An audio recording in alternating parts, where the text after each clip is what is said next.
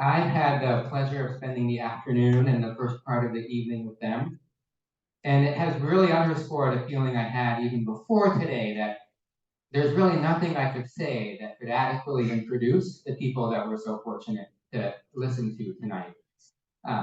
And so really the main feeling I have is just to express the gratitude that you're all here and that we have a chance to listen and learn from you, and that just the depth of experience that you bring to all we have to talk about the interconnections of land use and Wabanaki culture and sovereignty, that you are here for accepting our invitation to have the conversation with us, and that you're here to be present with us. So I want to express that gratitude, and it feels like a real gift to be here with you tonight.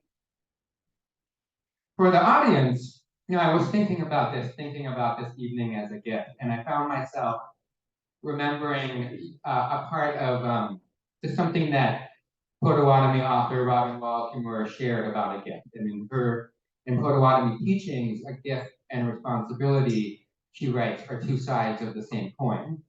And she writes that the possession of a gift is coupled with a duty to use it for the benefit of all. So I found myself thinking about that, and I wanted to share that question. If we think of this evening as a gift, to think about what is our responsibility. I'll just share a few words that I think that responsibility begins with history and extends into the future. And it's about this place, in this beautiful evening, this place that we've gathered is traditional homeland of Wabanaki people, and it's still unceded territory today. It's a responsibility to the land and to that history, a history that is both a history of historic dispossession and an ongoing dispossession that continues. And it's a history that includes colonial eras, multiple eras of warfare, and contemporary and present day tools of ongoing colonization. And then I think it's a responsibility to the future, and thinking about how we all shift that story and support a change, and we do so, in Kimura's words, for the benefit of all. We all have this privilege of sitting and listening tonight. I invite you all into this gift and into asking ourselves how we each act on the responsibility. So with that in mind, I'll turn it over to Darren Ranco, who's moderating tonight. Dr. Ranco is chair of Native American Programs and coordinator of Native American Research at the University of Maine. So in addition to moderating tonight, Darren helped pull tonight's panel together. And for that, I also owe a huge debt of gratitude and a huge thank you. So with that, thanks. Here's Darren.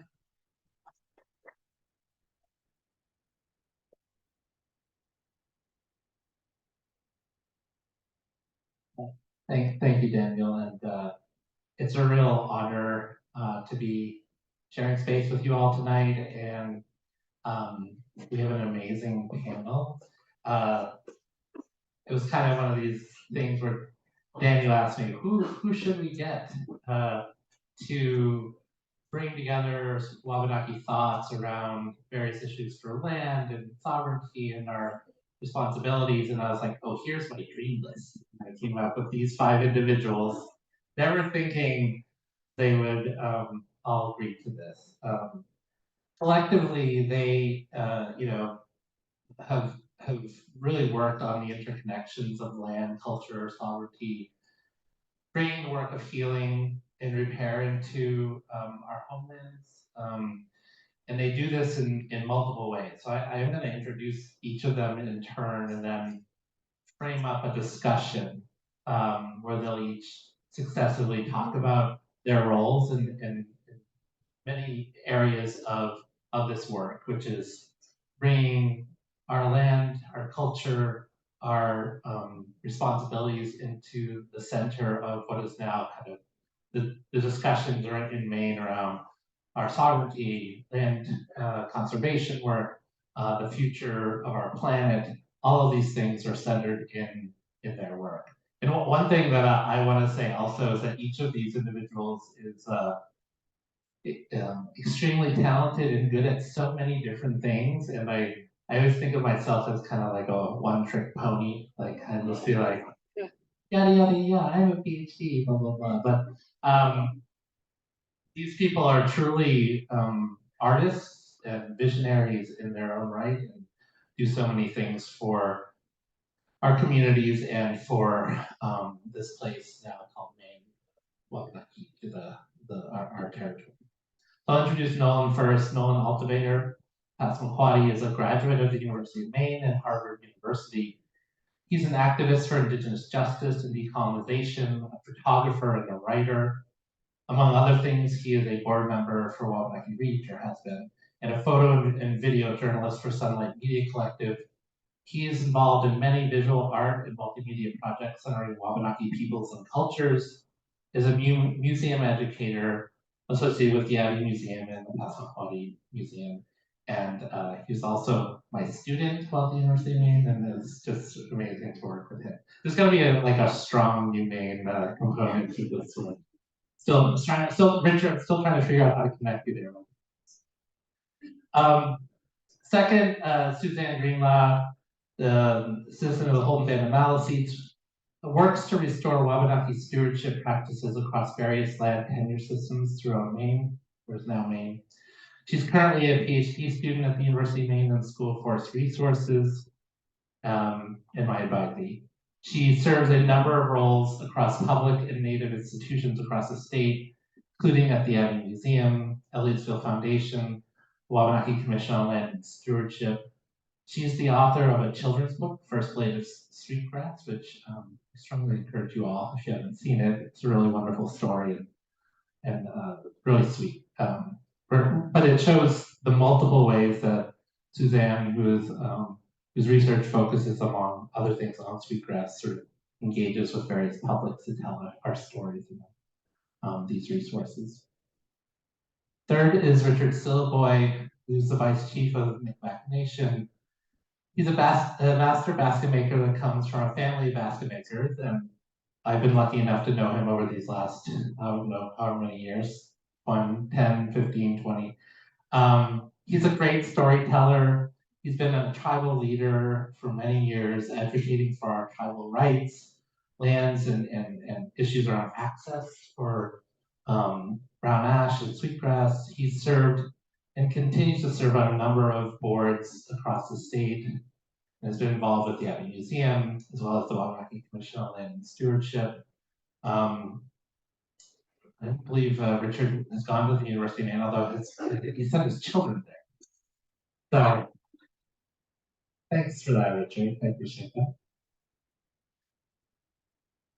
Next is Jennifer Neptune, who's a Penobscot artist, writer, herbalist, educator, has worked in the field of cultural preservation for over 25 years. She has a Bachelor of Arts in Anthropology from the University of Maine. She has won national awards for her artwork, specializing in ash and sweetgrass baskets, beadwork, porcupine quill jewelry. She enjoys being in the woods and on the water, and is also an experienced guide. She's been a leader in supporting Indigenous arts for the last 2 decades and serves on a number of boards as well, and is one of the Penobscot Nation representatives to the Wabanaki Commission on Land and Stewardship. Lastly, batting cleanup, and we really put a lot of thought into this. We didn't actually, they just put the thing out in this order. Donald Soctomah, who's Passamaquoddy, is a historian, author, teacher, filmmaker, lecturer, storyteller, community leader, also a graduate of the University of Maine. He serves as the Tribal Historic Preservation Officer for the Passamaquoddy Nation, tribal communities in both Maine and New Brunswick. He's written a number of books about Passamaquoddy history, as well as 2 children's books, including The Canoe Maker, David Moses Bridges, Passamaquoddy Birch Bark Artisan, and Remember Me, Toma Joseph's Gift to Franklin Roosevelt. I spent a lot of time introducing them, and I'm actually just scratching the surface of all the things that they do. They all bring a passion for justice in our land relations, as well as artistic and other kinds of skills to addressing the issues related to healing our lands and reconnecting our tribal communities to places. So my setup for tonight, and Suzanne has asked me like 10 times, like, what am I going to ask them to do? It's really to reflect on two things that have happened in this last decade. And this is, we can take on the issue directly of, say, tribal sovereignty later on, but I want them to reflect on what I think all of them have been seeing, what we've all seen as a trend in all of the work that we collectively have been involved with over this last decade, which is, I think of it as a twofold shift towards Wabanaki peoples and land relations, that there's a thirst for this work across many different entities in our society. One of them is interpretive. It's an approach to telling and advocating for Wabanaki stories of place. And that involves naming, storytelling, our perspectives through exhibits, our perspectives through history, in school curriculum, et cetera, et cetera. The second one, this has been more surprising to me, is this shift towards Wabanaki land return and cultural heritage, I believe, and that we have allies in this return. And to me, if you'd asked me 5 years ago, like, how would that work? I don't know if I would have had an answer, but part of it is because of the work of these people and a whole host of others, including important non-Indigenous allies, where we've seen this work start. It's not by any stretch of the imagination complete. But when I think about it, all of these folks have been involved in some way with a whole interpretive plan and the building and interpretation in the Katahdin Woods and Waters National Monument. So that's one area that has really shifted towards an interpretation of space. Suzanne has mobilized a group of sweetgrass harvesters into Acadia National Park to create access for our harvesters into Acadia National Park. Donald and others were involved in the return of Pine Island, and as well as a series of collections that Donald and Jennifer have been involved with in terms of returning to our tribal communities and under our stewardship, cultural collection. I could go on, but they've each been involved in these various projects and work that shows a significant shift towards us. So starting with Nolan, I want to ask you, what is your role been in this work? Talk a little bit about how you've entered into that space, what it means to you, where it sort of, and where it has come from, do you think? And then where do you see it going? So just a little bit about those projects, that work, where you see it coming from, where you see it going. This is all right, yeah, okay. Yeah, thank you for those warm introductions, Darren. And yeah, I can't, sort of like go on to speak without recognizing like being the youngest on this panel here, and just want to say to all of the elders and older people here. My role as an Indigenous youth would not be possible without the work that my ancestors have put in. So just want to acknowledge that, and really humbled to be able to speak alongside these great people within our communities and people who are leaders within our communities. And with that sort of, I already forgot your question, Darren. What was the beginning? You asked like so many questions. You should ask Suzanne. No, I'm joking. Sort of what role you've had in this work, and what has it meant to you? I mean, I think that's your personal journey with it. Yeah, again, I get to speak from like a youth perspective of like, when you're younger, you don't, your consciousness isn't molded yet around the society and world around you. So you don't view yourself as native, you know what I mean? You're just out there doing your thing. But with that, you also don't notice all of these external forces that are pulling you in so many directions, such as like, education, like the system being rooted in settler colonialism and really just trying to shape me as someone in the future who can attribute to the economy rather than someone who can contribute to their community. So there comes a point within your development as a youth of taking on responsibility to your community. But it's important to also note that just because a person is native, they need to take on that responsibility. But I do think that is a overall shared thread that ties a lot of Indigenous people together, is that just shared ethical relationality and responsibility to their communities. And I think everyone can speak to this moment in time where they started to take that more seriously. So for me, as of right now, I still view myself in that process of finding out, given my experiences, my skill sets, and the tools in which I can use, of how I can use those to benefit my community. And for me, it's been using my Western knowledge, or my educational knowledge, of my backgrounds in education and education policy, in using more of my cultural reconnections and my cultural bringing up, of sort of melding those two together to not only benefit my community, but also heal relationships with the dominant society and settler society that are ingrained in institutions. And I've always enjoyed education, just because, again, once I started thinking critically about the world around me, I saw education as a sort of a intergenerational tool to change cultures and societies. And here in the state of Maine, given, again, talking about the working on the sort of standing on the shoulders of my ancestors, like Donald Soctomah and Donald Warren passed a bill here in the state of Maine, the Wabanaki Studies Law, over 20 years ago. However, today, as we all sit in this room, it is, unfunded. It is not properly mandated or instituted in education in schools.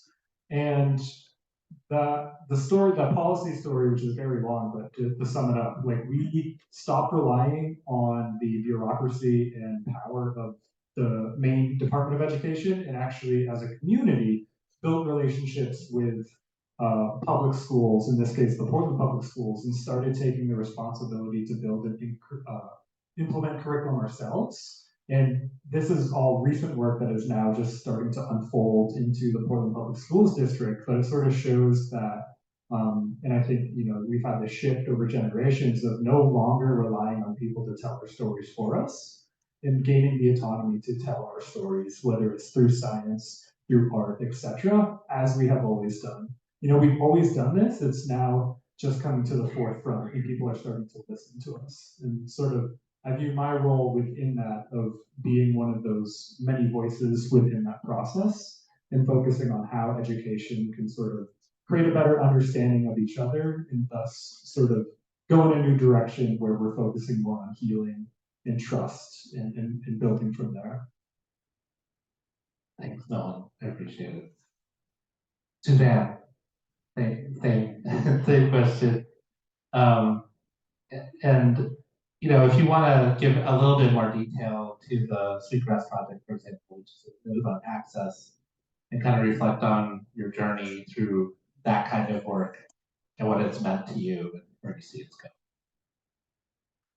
Great, thank you, Darren. And to follow Nolan, I want to thank all of my elders here as well. As he said, without you all doing the work, I wouldn't be able to do the work I do.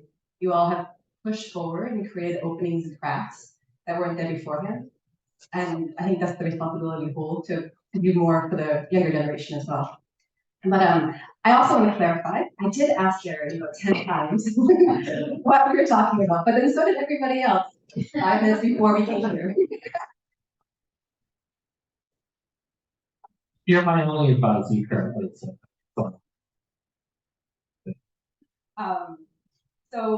So how I come to this work is I'm a PhD candidate in the School of Forest Resources. So I have a history academically in ecology, forest ecology, plant ecology, restoration work. And I'm also a harvester of medicinal plants, of ash, sweetgrass, and I get to be around other people who do the same.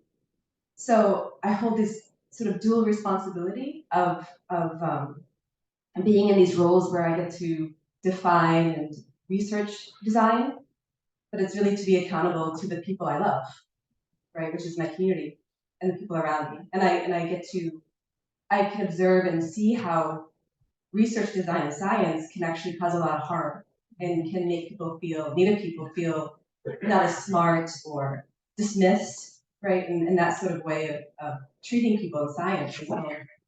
So I feel really fortunate that I get to be somebody who changes that, or who, I mean, I'm not gonna say I can change science as a whole, but in the projects that we get to be a part of, I do get to shift how design happens. And the sweetgrass work is one of those examples where in the National Park Service in 2016, they changed a rule where Native people can harvest medicinal plants and cultural plants of importance. Previously, that wasn't allowed, right? So you could take a handful of berries or mushrooms from a National Park Service, but if you were there to harvest for a specific reason or more than just a handful, you were fined, or there's numerous examples where you can find people being fined, Native people being fined for harvesting a National Park Service. So when the rule change happened, there was some criteria of the rule of passing an environmental assessment and the finding of no significant impact. So these very Western science tools to prove that the resource isn't being harmed. And at the time, there was concern that the rule wouldn't pass, or that this agreement couldn't pass if there wasn't more research that proves Wabanaki people were not harming sweetgrass. So you can even hear already that question is really uncertain, right? The premise of the question is inappropriate. So when I came on, there was a research design that was developed where it was a really traditional Western science approach of random sampling. Native people were just really there to kind of be told what to do, and it was going to be said that the study represented indigenous knowledge, right? This is a Native study, but Native people actually didn't have any sort of agency or opinions or be able to express their knowledge. So we were able to shift that approach where we identified it as Wabanaki led, so Native people were just able to express the depth and the breadth of their knowledge. But really, that's a small part of that story, where the larger part is not just that study outcome, but that to sort of flip the way we see what a shared approach is, right? So oftentimes these rules, these regulations, are not a shared understanding of an experience, right? But we often have to act under these regulations that we didn't write these, we didn't form them. So we behave in ways that were really dictated by a regulatory body. And that is often really challenging and really transforms and shifts how Native people will act and how they're able to be in these landscapes.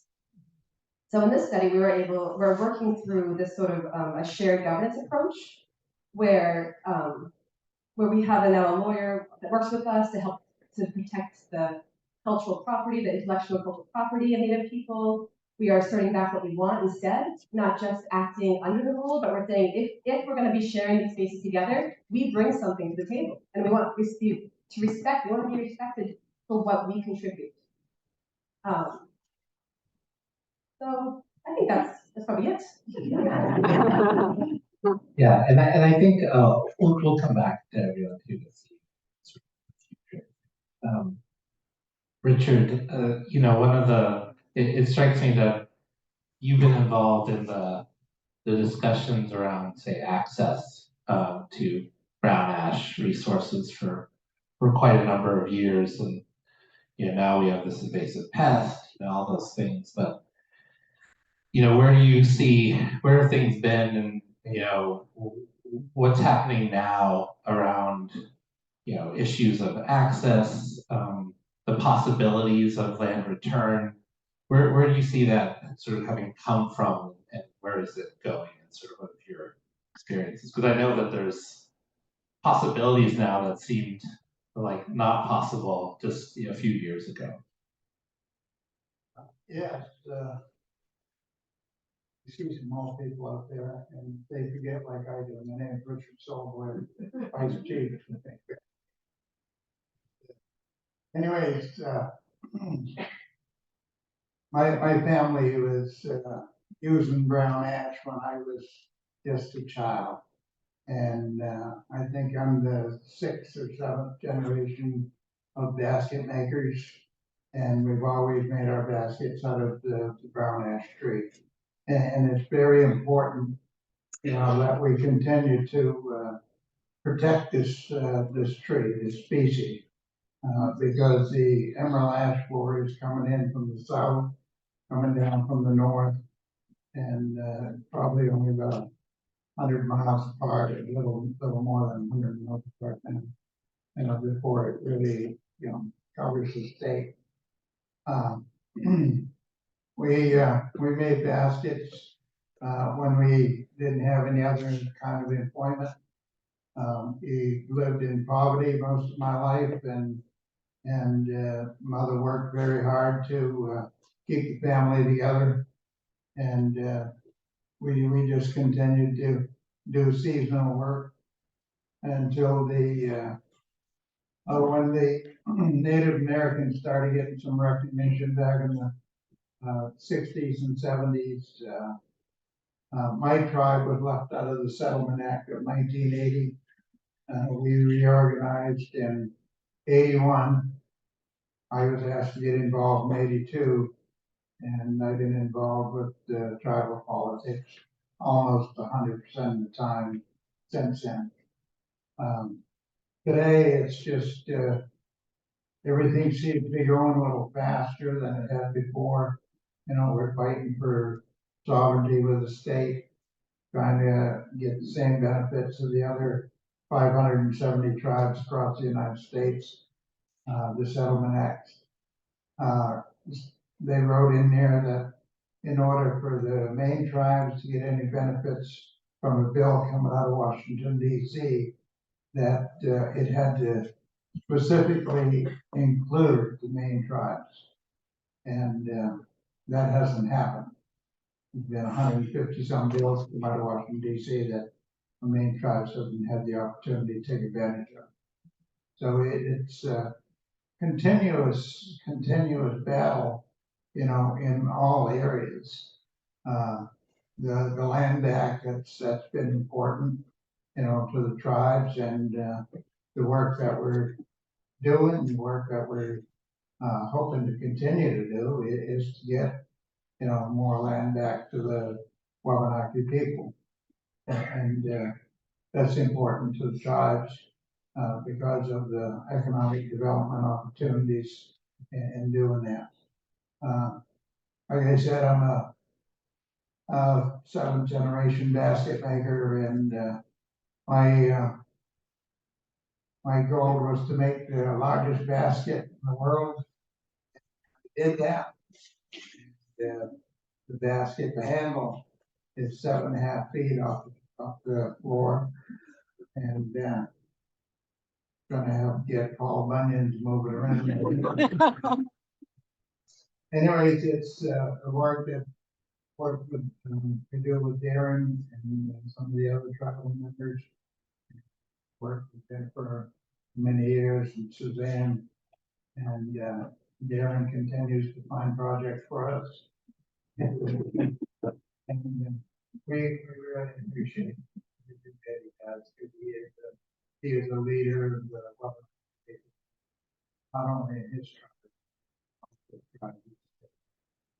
It's good to be here with you all. I want to say thank you to everybody for coming out this evening. Thank you, Richard. So Jennifer, you and I were just in New York City, part of a series of projects that involve cultural items coming back to us. It's hard to, describe that. We also shared an experience where we went to an auction in Boston about a decade ago, where some of our really important cultural items were just being auctioned off to the highest bidder. So Lori probably remembers that. You're involved in that.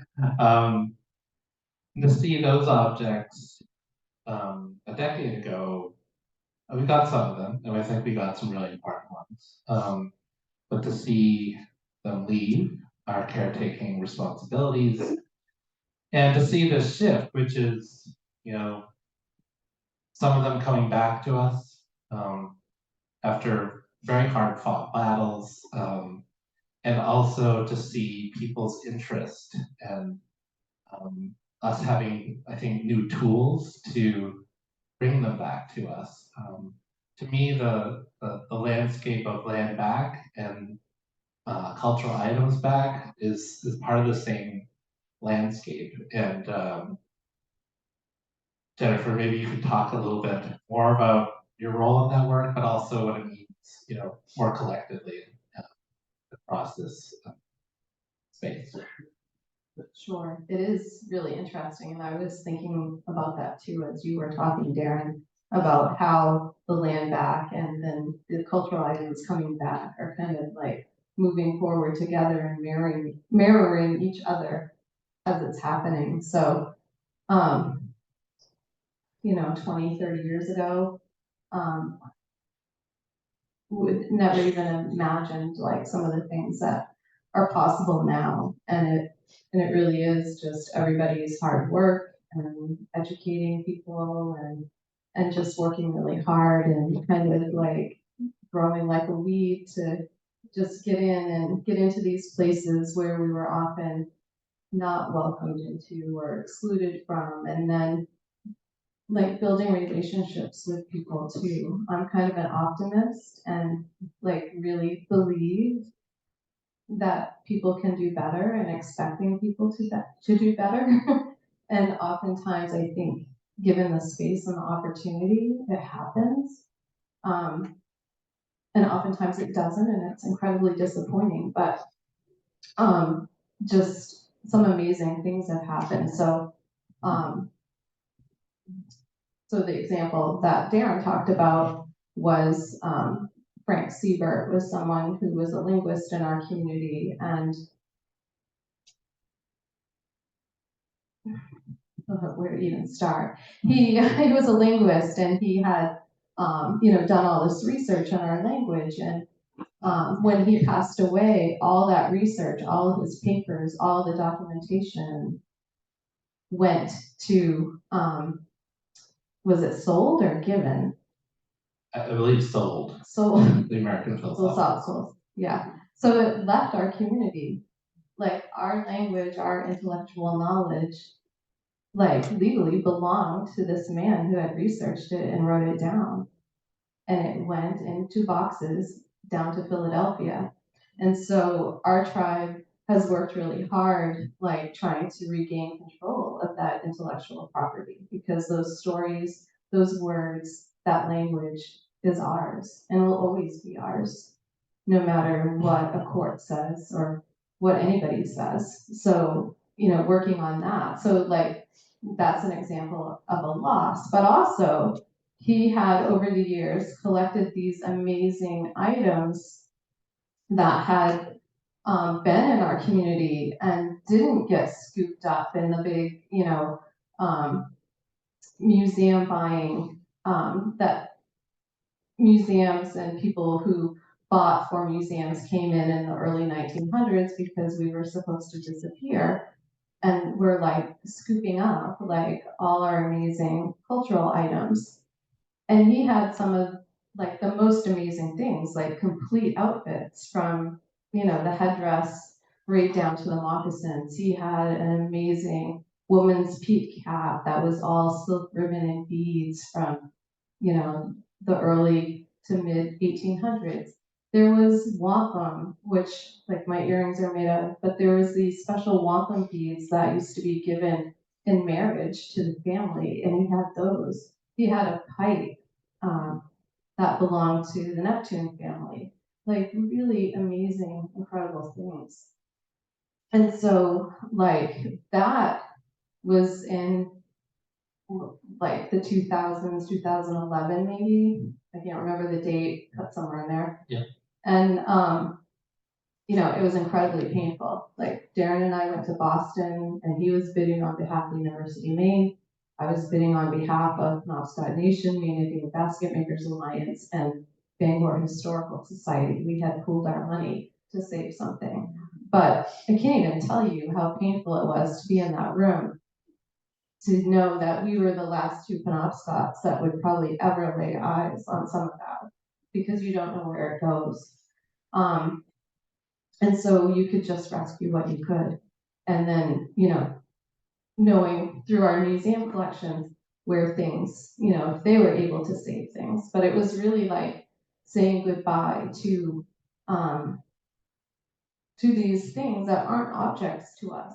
They have stories and they have their own life force and their own reason for existing and being, in our communities, and they're special and important to us.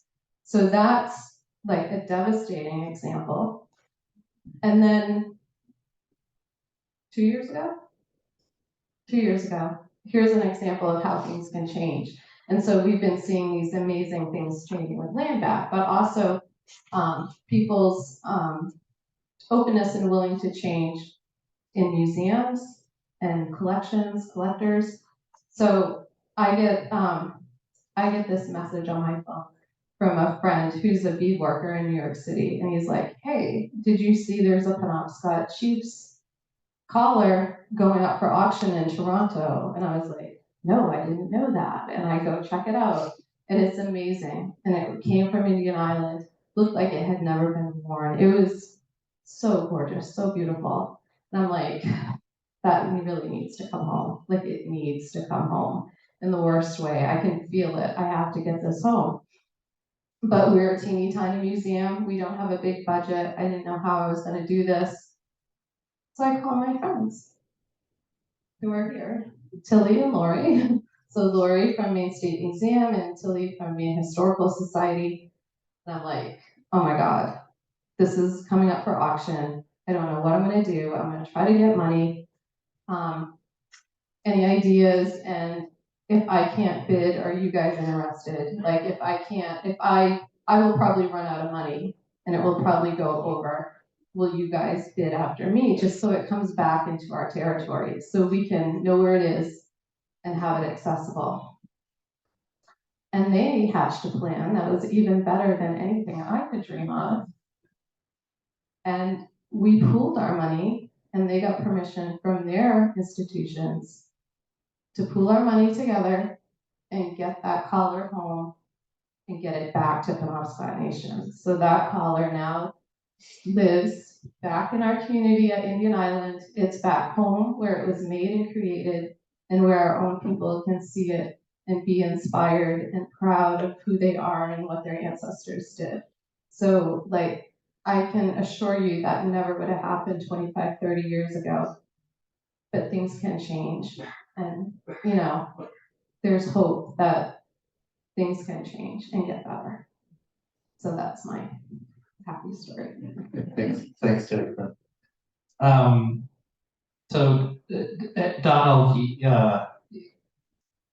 I'm thinking of two particular projects you've been heavily involved with on each side of these equations. So one has to do with wax cylinder songs that come back to your community, and then the other one is the return of Pine Island as well. You've been in the game for a few years, and have really advocated for our people for so long. These things happened relatively recently. Maybe if you could talk a little bit about each of those situations and sort of where they kind of came from and where you see that kind of work going, that would be great. Well, I'm glad to be here today and to share some stories with everybody. It's hard to follow up, especially with what Jennifer said. That was really heart touching. She's the right person to get that done. She inspires the other parts on her commitment. I first wanted to tell about what happened 2 years ago. 2 years ago, right in front of our community building, underwater sits an island. And I know the history of that island. That island was there in the 1600s. And the first chief, modern day chief, set up his wigwam on that island. He had his family there. And then in the 1700s, they built a dam right behind it, and the island got flooded. 200 years later, a dam behind the other dam gets set up and floods the other dam. So the island is really underwater now. So 2 years ago, we had, the winter was over and our ice is about, on the lake is about 1.5 feet thick. So something happened when the ice was breaking up. It took a chunk of our floating log that was about 1 mile from where the island was. And I took that chunk and we just kept watching it every day. It kept slowly. And we were saying, where is that place going to establish its roots? And then weeks went by, slowly and slowly moved. And then it stopped right above that island. And it stayed there. So today it's still there, and now it's like the island's coming back. I said, with all the things changing in our communities about land back, here it is. That's a symbol, it happened. To me, things happen for a reason. And that just, that was a lot for me to see that. And I take people there and say, that's symbolic of the land back issue. Some power came to change everything around, stir the pot a little bit. And that's what happened with the land back.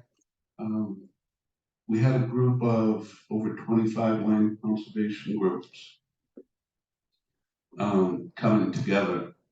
And they said, we want to learn, we want to know about your community, your needs. We understand what's happened in the past, and we can't justify that, but we want to learn about you so we can make better decisions, manage our land. So we started gathering for, has it been 2 years, 3 years before the pandemic? And groups of people came together and they were really interested in hearing what we had to say. Why were we concerned about land back? Well, for a lot of us, we can't access our old traditional gathering places, like the sweetgrass. We can't go as our ancestors had to try to gather brown ash, because we're going on somebody's property, even though it's private property. It's just the fences go up, more fences go up. And we have children in our community saying, teach me. They have a hunger in their community, in our community, to learn what comes from us, what our ancestors did, what we're doing today. So I've seen a lot of movement with these groups, and they approached our tribe and said, if you had your wish, what would you work towards, like to work towards? And I said, well, in 1794, we had a treaty. And the treaty said, this land is going to be set aside for the tribe, not to be sold, traded. And they said, yeah, they knew about that. And I said, out of our lands, we have 25% of that. And that was an agreement, a treaty. A treaty is really important to a tribe. It's like we're giving our word, and we expect the same treatment coming back. So they said, what do you have in mind? I said, in our treaty, there was an island set aside for the tribe because we had a village on the island. And what the lawmakers did, they changed the name of the island So it wasn't part of the treaty. So they weren't breaking the law when they sold that island. So I started noticing that in more things in my work. A lot of places got changed and it justified them selling our land. We have 15 islands on the St. Croix River, and that was always occupied by the tribe. But because of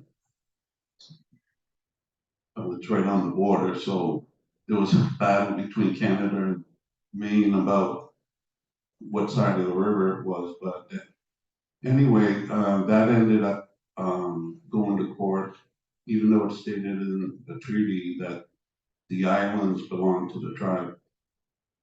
Well, the tribe had to pay trespass charges for living on the treaty islands. So that really, reading about that is, makes you think. It gives you pieces of the puzzle for me. So we worked with the land conservation group and raised enough funds to purchase the island back. And we had a big ceremony over there. And it was really touching. We made a big circle. We had a flotilla of boats going to the island. And the chief, when he had a chance to speak, he said, "This is like welcoming a family member." So it really did feel like that. Places that we go to gather, that our ancestors lived and died at. When they come back to the tribe, that's like getting a family member back. So we've been working on things like that. What's important to me, it's the spiritual places. It's places that our villages were. And we take children to, like the island, they go there and they start understanding some of the history. And that's important for us. Now I'll switch gears and go to wax cylinders. In 1890, a professor named Jesse Walterfuse was hired by a lady from Boston to travel to Maine and try out a piece of equipment that Thomas Edison just invented. It was a field recording wax cylinder. And the first place he came to was a Passamaquoddy community in Calais. So I always thought about how would I feel back then if the professor came up to me and said, "I'm going to put your voice on this piece of wax." So I think they sat there and they thought about it as a joke, So he had 31 cylinders. He sang. We had 3 singers, and the singers sang war songs. They sang a whole variety of songs that weren't sung in our community. It's like the pressure from the outside communities sort of look down on anybody who practiced the culture. And so less and less songs got sung. But these wax cylinders held a lot of songs that we haven't heard for 120 years, just because of that pressure. And the pressure is another story, but I'm gonna try to speed it up. Darren just happens to. So these wax cylinders, after Professor had them in his family, they went to the Peabody Museum in Massachusetts. They had thousands and thousands of wax cylinders and didn't know what to do with them. So they donated them, loaned them to the Library of Congress. And the Library of Congress started a federal wax cylinder project in 1975. So what they were gonna do was play the wax cylinders and put them on cassettes. Back then, that's high tech. So they sent the cassettes to our community, and if anybody's ever heard wax cylinders, they're real scratchy. It's like taking your fingernails on a chalkboard and talking at the same time. So it was real hard for our elders in our community to listen to that. So move it up a few more years, I'm in Washington DC at a conference, and I meet a group from the Library of Congress. And I asked them about the wax cylinders, and they said, we just had a computer program invented to take the scratches out. And they're starting a project. And I said, put us first on the list. Because our wax cylinders were the oldest in the world, the oldest field recordings in the world. And so we started working together. And I took the recordings back not on a cassette, but on a DVD. That was a technology back a few years ago. And I took it to the elders, and I had a room full of elders. And that's tough because in 100 years, language changes a little bit. The English language changes a little bit. The French language changes a little bit. Well, our language changed a little bit. Words that were about this long were shortened to about this long, you know? So the elders would listen to it, and a couple of them remember their grandparents speaking the old language. And so it's trying to paste the words together from the old language and understand behind the static a little bit. So we didn't get much done that first couple of weeks. So I tried something else. I got the youngest fluent speaker in the community, who was 50 at the time. He had good hearing, he could write in the language, and he could speak. He was a fluent speaker. So it took about 2 years. He went through 31 cylinders to write the songs, the lyrics, to translate it from Passamaquoddy to English and to correct Passamaquoddy. So now that's brought back. We played it for our children, and the children started singing. That really touched my heart. And then this was at a language immersion school for children, 3 to 5 year olds. So we started playing the music, and they started going like this, drumming to the beat and then singing along. I said, wow, miracles do happen. That song has come back totally recycled all the way to complete circle. That's stuff to energize people right there. So we keep looking for more stuff, and we went back to the Library of Congress, and we found some, in the old manuscripts, we found a section that was called The Songs of the Passamaquoddy, the bird songs of the Passamaquoddy. And my jaw dropped, you know.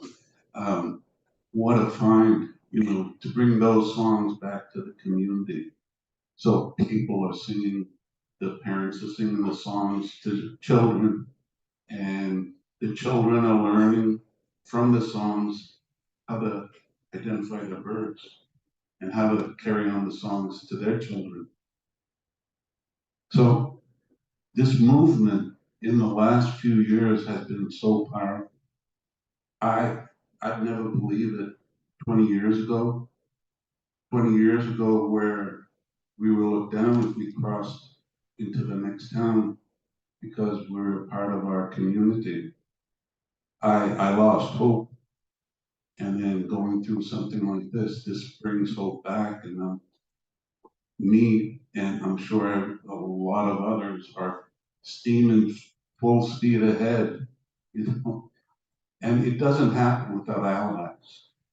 Allies are really important to have, because we can't do it on our own.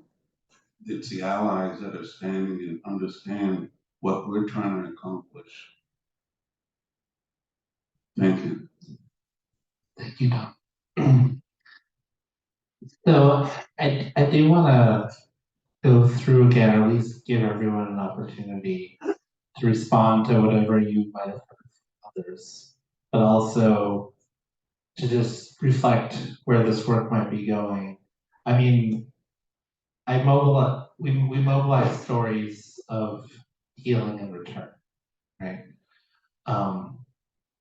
Most of you know that our sovereignty and a bunch of other things are huge challenges in our communities as well. So I want to put that out there. And in some ways, when I was at the ceremony, it was during the height of COVID, so there was only a couple of us with masks on, where we welcomed back, Penobscot Nation welcomed back 735 acres back into our land holdings from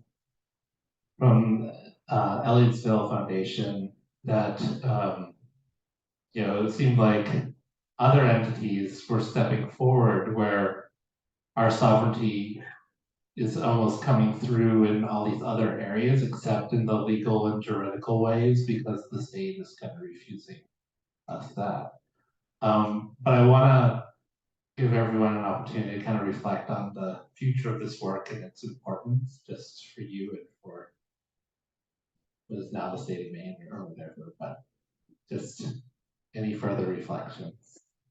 You guys already all got A's, so it's just extra credit. You have more to share, and I'll start. We'll start again with you, Nolan, if you have. Yeah.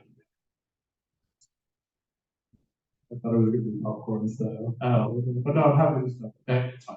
Yeah, I think, where this work is going, Donald's talking about allies. I think, we finally come to this, starting to more and more come to this day and age where we realize like where we are today is in fact contingent on history that has worked to attempt to eradicate indigenous peoples, not just in what's now the state of Maine, but around globally.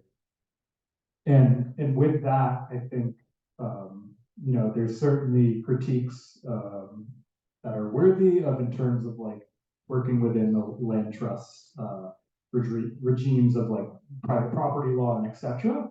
But I think we're definitely moving towards a direction where we are no longer demanding like redistribution of resources from, directly from the state, the nation state, but working with non-governmental organizations and land trusts to collectively build power together and work for redistributions from that arena. So like, as we were talking about, like raising all this money for the Wabanaki Self Determination Fund, I think that's a great example of where this work is going, is not only a redistribution of resources, and by resources, I mean like, money, a lot of people in these cases aren't really familiar with like the context in which tribal governments and departments are working in, like being in like all in the same pot of being entirely funded by grants and oftentimes competing with each other and being set up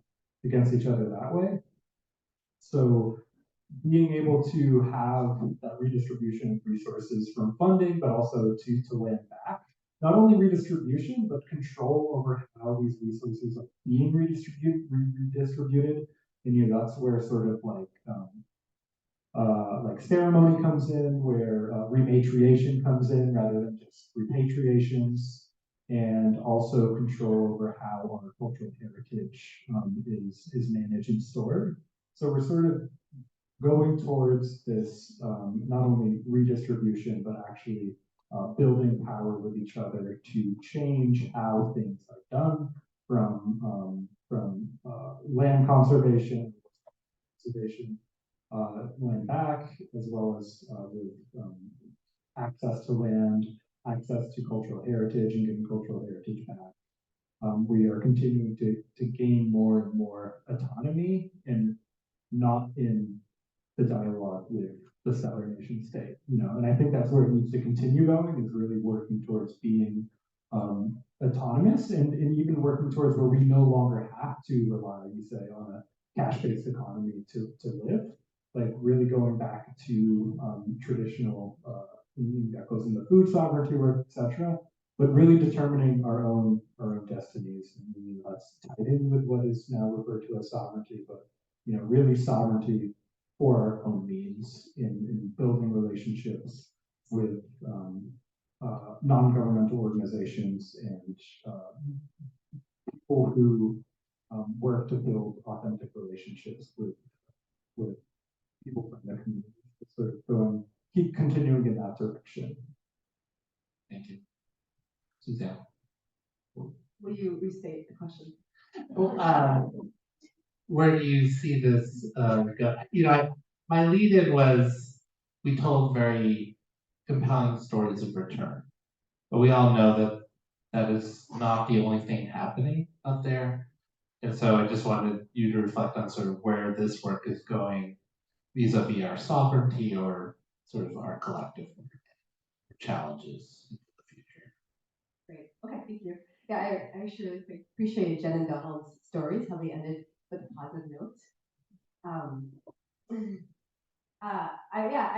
I was thinking about how I really appreciate the collective that we have, that we at this point have a handful of Wabanaki-led nonprofits, collective organizations, that the work is now spread out among all of us in different ways, right? Instead of having a one organization that gets all of the resources and can really be limited, the diversity of Wabanaki-led organizations that focus on food sovereignty, land return, Wabanaki sovereignty is pretty incredible. And for example, a story I have is I'm just starting a research project, helping to, it's very limited. It's a federal agency funded research project that is identifying cultural wetlands of importance and helping to map and understand climate impact to them, right? So that can be often really limited in how we approach that research, where we could just ask people, what are you harvesting today? That's really the scope of the funding we have. But when we think about how do we actually support people in their harvesting, right? If we're just asking them, what are you doing today? And I'm gonna map that, that's not an actual holistic support of your community.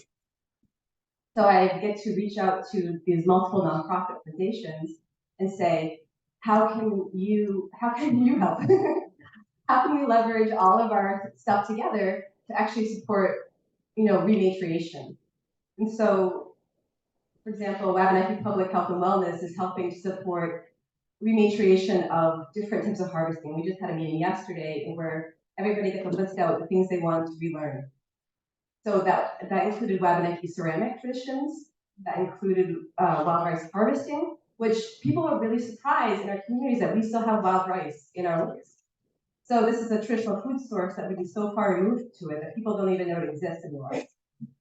So we get to be part of a study that supports the growth and learning, is bringing this into our community again. Black ash harvesting and basket making, there's just multiple things. And so I guess when I think forward, I love the support and diversity that we hold in our communities, and that we actually now have organizations that are run by us and get to decide what's important to us. So that's my happy ending. Yeah. Thank you. Richard. Where is it all going? What's it all mean?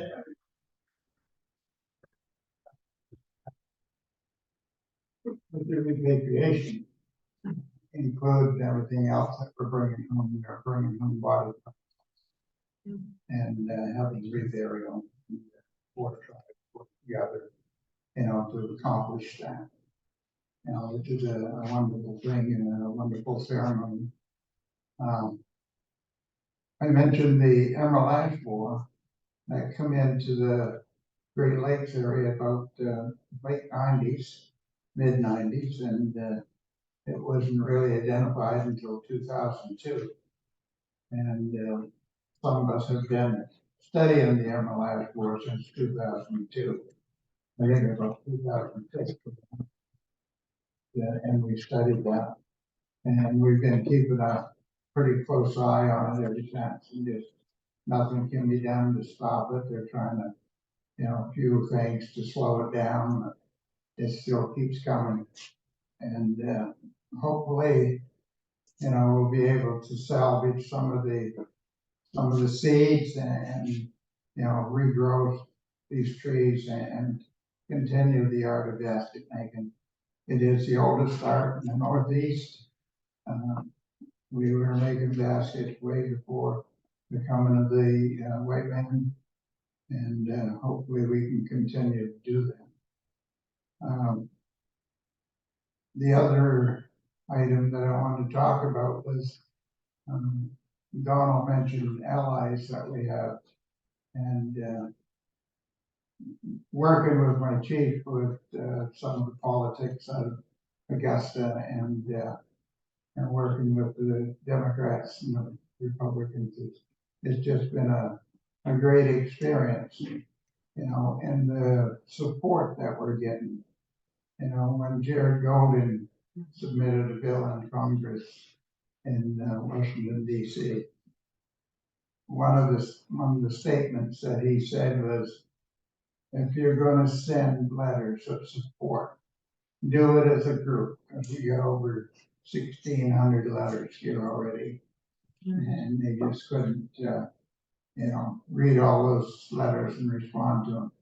But and then the Wabanaki Alliance, I'm vice president of the Wabanaki Alliance, and we get so much support, and small donations are coming in enough to continue to be active in lobbying and working with the legislature and the 4 tribes working together on that also. So it's it's a great thing to see a lot of the non-native people getting together and supporting our issues. The governor has vetoed a couple of our bills. She put out a carrot out in front of us, and she submitted a bill for sports betting, and that was close to a year ago. And that bill passed, and she didn't veto it, but we don't have sports betting yet. The director of the Maine Gaming Association has been dragging his feet all this time and just not allowing that bill. We can't do anything until he writes off saying this here's all the rules and regulations for sports betting, and he's refusing to do it. There's tribes outside and in other states, their sports betting come about, and they're active with their sports betting within 3 months. And so it's just, I'm guessing that the governor is holding back on that director to finish his work as much as, I blame him. But it's a battle, ongoing battle, and we are working closely with the Republicans as much as we are the Democrats, although we don't get as much support there. But we are gaining ground there also, and hopefully when it comes time to, we know we'll get vetoed, but hopefully we can get an override. So, any support out there, keep it coming. Thank you. Thank you, Richard. Thanks for sharing that. Jennifer. Yeah, it's hard to follow everybody else because it's already hit so many good points, but it's so striking to me how interrelated it all is. And everything is connected to each other, and land back or access to land means culture back. It means we can practice our culture, it means we can make baskets and get sweetgrass and medicinal plants and all these things, and improvements to the water, the dams coming down mean the salmon can come home because they have also had a really rough time, the same way that we have, and it's all connected to each other. And so I think like one of the differences like for like our communities is we're always thinking ahead, we're playing the long game. So, having, work, all that work on dam removal and stuff for the salmon, we're not gonna, probably in my lifetime, I will never see the salmon come back in amounts that, I'll be able to eat one out of the Penobscot River, but it's for the future. It's for the children who are born now, that when they're like 75, maybe, if climate change doesn't go too fast. I mean, there's all these factors, but it's always keeping that future ahead. And, that just doesn't benefit the fish or benefit us as Native people, but it benefits everybody who's here now and living in this place that has been our home for thousands of years. It's also now a lot of other people's home, but we're all interconnected and we're all dependent on each other and respect and being in right relationship with each other and to the land that we live on and to the other beings and plants and animals and birds that we also share our home with. And, we see them, as equal to us too. So it's all of that is interconnected, and, the more that we help and respect each other, the better it is for all of us and all the other beings who share this planet with us. Thank you, Jennifer. So, last thought, parting thoughts. Well, just seeing the crowd here today really gives everybody a lot of hope. It's sold out here, so everybody's interested in hearing about issues that concern the tribe.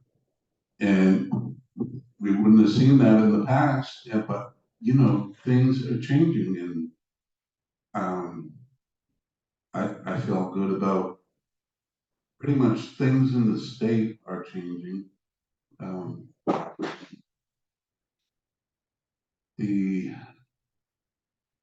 The benefit that I see of working together with conservation groups and groups that come together to hear us speak is it'll have a ripple effect. It'll have a ripple effect all across our communities.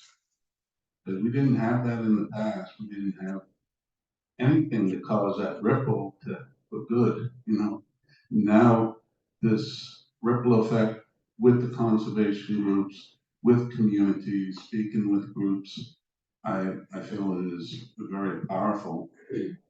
Because I consider, you allies for coming to hear us, and that's a good sign. It's a good sign for everybody. Thank you so much. So we do have a little bit of time for questions. This is the part I'm really looking forward to. It's like the Phil Donahue phase of the event. Sorry, maybe I didn't. Nolan, Phil Donahue was a.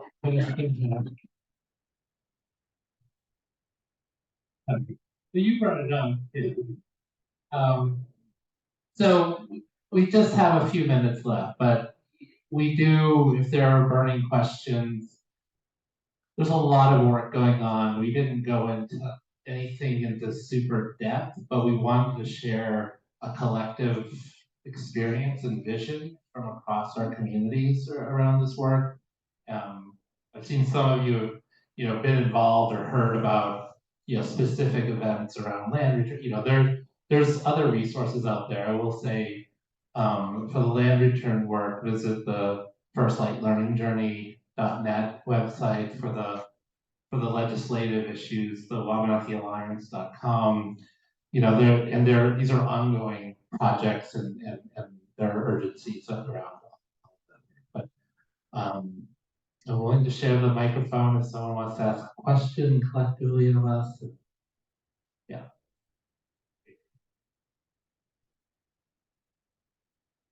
Thank you so much. My question is coming from the education standpoint, and you're all educators and you're all teachers in various ways. I teach at Camden Hills Regional High School, and a colleague and I attended Upstander Academy last summer. And came back from that. We had sort of started to do some of our own work, but came back from that like really wanting to pick up the work in our schools.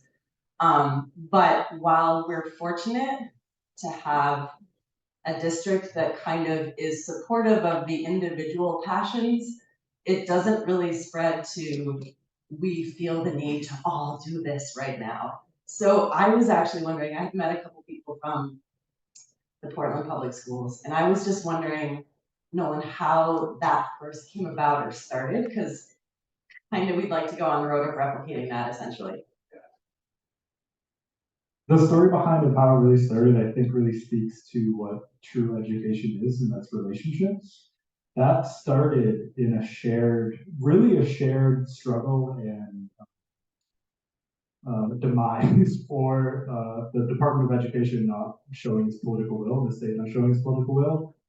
Bridget Neptune, who's a Passamaquoddy tribal citizen, and Fiona Hopper within the Portland Public Schools District really were just talking one day in their own friendship and said, you know, what if we put together a Wabanaki Studies committee and did this ourselves? Like, we don't have to rely on the state of Maine to take political will for this. Like, we have power within our relationships.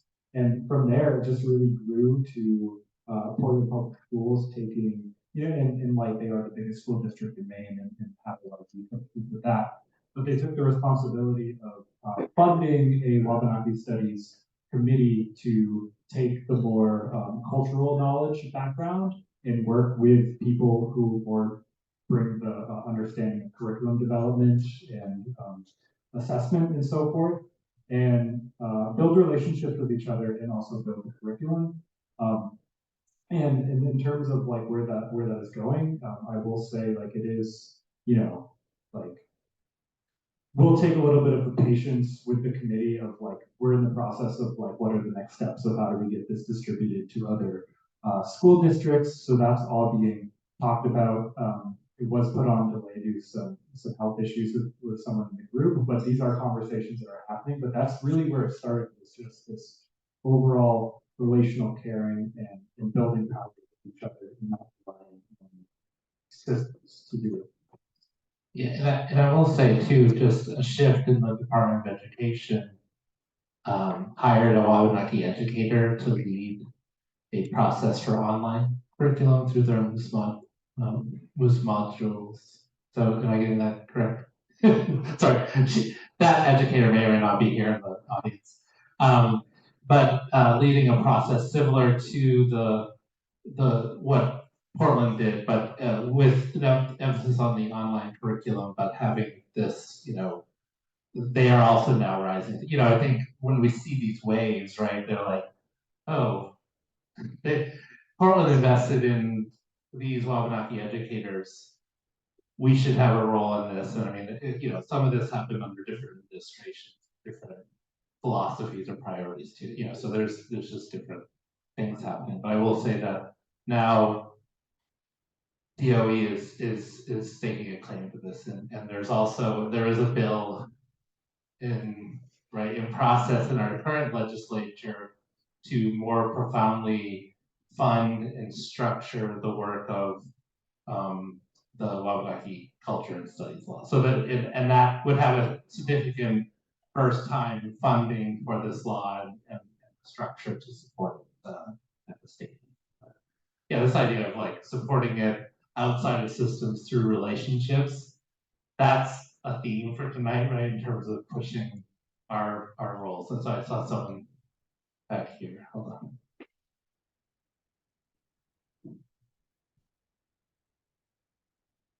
Thank you very much. I'm not familiar with the history of Apparently there was some federal legislation which guaranteed a degree of sovereignty to tribes around the country, but somehow the tribes of Maine got short shrifted in that process. If somebody could just explain real quickly to me how, well, if within 2 minutes, that happened. How does the Maine tribes get left short of the state? And anyone wanna, I'll take a cut at it. I teach this a lot. So tribal sovereignty is not sort of come out of a particular federal law, right? It's our retained rights as tribal citizens and tribal nations. So first and foremost, it's not a grant of sovereignty, it's a retention of it. What happened in Maine, of course, was right from the very beginning, the state of Maine violated those fundamental principles, both in terms of signing, first the state of Massachusetts and then the state of Maine, signing treaties that were patently illegal and in violation of that federal law and that orientation of our retained rights. So all of that led to, forced indentured servitude, second-class citizenship, a whole series of bad actions, right, by the state of Maine, which are fundamentally illegal from a human rights perspective, but also from sort of federal law perspective. And by the 1970s, the Passamaquoddy tribe, along with Penobscot Nation, won a lawsuit which basically said Passamaquoddy versus Moore, recognized that we actually have our own inherent sovereignty, hasn't been removed from us. The federal government has a particular duty to us, and that clouded title to these illegal treaties that were signed after 1790, and that led to negotiations for the 1980 Maine Indian Claims Settlement Act. How am I doing so far? So, that recognition, what's interesting is that from 75 to 80, we actually were recognized as sovereign like other tribal nations. And there was wording included in the settlement act that, depending on who you read or listen to, was inserted as poison pills and to undermine it, or were inserted to protect us, and we agreed to them, that sort of thing. Regardless, somehow we gave up this sovereignty and a significant portion of it by agreeing to the settlement act of 1980. That's the operational theory of the state, that somehow we had gotten something back after 100, couple hundred years. And then 5 years later, we're like, screw it, we'll just give it up. That's their legal theory. And that's what the First Circuit kind of plays along with in terms of those court opinions. It seems unlikely that that was what we did, or it seems like a fiction. Indian law is filled with a lot of fictions too, right? So I don't know. You wanna? I could cry too from my. But I think that. Did I get that? So I think that's the why is Maine different? It is that 1980 law, but there's other things because of illegal treaties and that sort of thing that kind of fundamentally shifted things. Yeah. Sorry. Just a comment on that. I think if you really feel that sovereignty is a good thing, which I certainly do, contact our two senators. Our House representatives are pretty much behind it, which particularly Jared Goldman.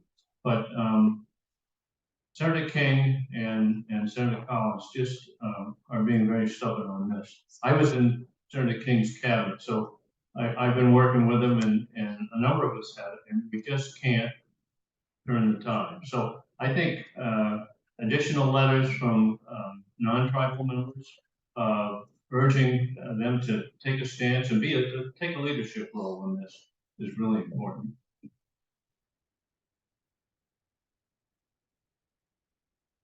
One thing that I'm just hearing and realizing even more and more, one thing is, how do we get to the elders is my first question. But my second note thing I've noticed here is that there's an old saying that says, when the people lead, eventually the leaders will follow. And you guys have been leading for so long, and I think finally we're starting to see some of the fact that sometimes some of the leaders are starting to follow, and it's very encouraging. So thank you for all your years of hard work.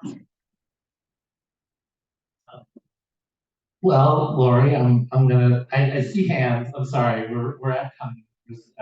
With Daniel, someone else. There's a final comment here. Did someone? Oh, people in the back. Do we want to go with people in the back? Okay, just real quick, yeah.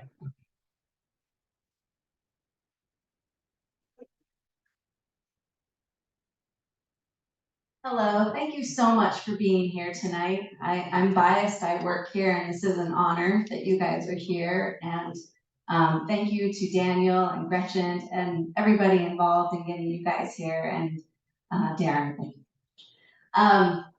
I am, as a horticulture educator, I'm very curious about the topic and conversation about sweetgrass in the realm of ecology and horticulture, and knowing how we can conserve it, preserve it, and provide an opportunity for it to have a better advantage against Phragmites or any of its competitors that are non-native as plants. And if you could maybe elaborate, what are the opportunities out there without encouraging wrongful cultivation? I would say that we have an abundant amount of sweetgrass in the state. So there is no concern or a lack of. I would say, the focus on sweetgrass really should be looked through about an ethic, a landscape ethic or a land ethic of relationship building. And that's the place of learning, the pathway, the door to be open. I'll keep it short. We have enough sweetgrass. Yeah, but the issue is, yeah. Native people have access. It's more of a historical sort of exclusion issue for us, and not necessarily an abundance issue. Yeah. Okay. Other comments on sweetgrass? Yes, Jen. To keep sweetgrass healthy, let us go pick it. That's right. Critical findings in the study. Yeah. Are we done with people in the back? It's okay. Thank you all for coming, and I don't know, Daniel, if you have any other comments. This was a great night. It's also marking, I think, for me and for those of us who came here. We're looking for more ways to partner here with the Botanical Gardens and think about, collective visioning and collective work together that would really impact this part of what is now Maine. It's a really special place. Obviously you all came here and believe that as well. So it's really just an extraordinary opportunity to think about our next steps collectively. So thank you, Dale. I just want to give this room a chance to express our gratitude.